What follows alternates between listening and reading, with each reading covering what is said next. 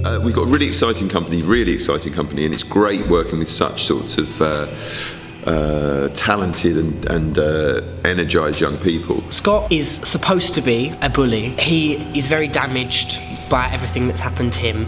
He isn't very strong. He has an army around him that he can fall back on. Darren is a troublemaker. He's kind of part of a double act with the other character, Aaron. A lot of what they do kind of eggs Scott on. Scott is having to deal with the pressures of his brother in prison, and with Billy still being out and his dad still living in the same area, and what he's going to do to place pressure on them that he's receiving from his brother when he visits him in prison. Scott is wary of Billy because of Billy's ability to stand up and say no.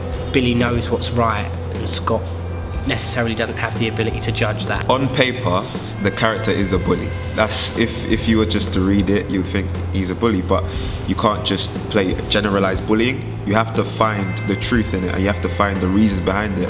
They generally don't understand what their actions do to people.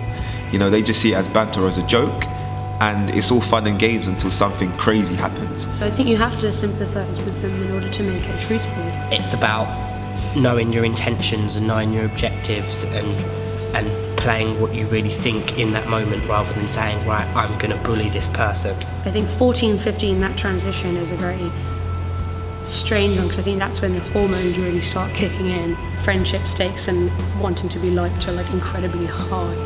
It does make you look at things in a different perspective and say, actually, what happened to them at home, what made them do that, what was their friends like, what pressures were on them at the time. I think it's going to be like visually amazing. It's a really great story. I fell in love with it when I read it. It's just an amazing play, really heartbreaking and just amazing. So yeah, come see Herons.